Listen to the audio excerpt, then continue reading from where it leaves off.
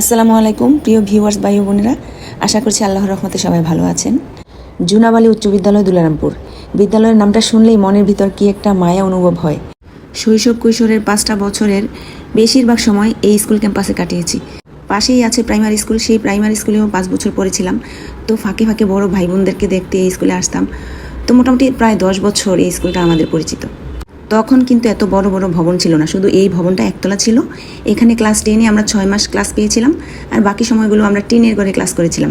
তারপরও আমাদের শিক্ষার কোনো ঘাটতি ছিল না, আমরা অনেক আনন্দের সাথে এখানে লেখাপড়া করতাম।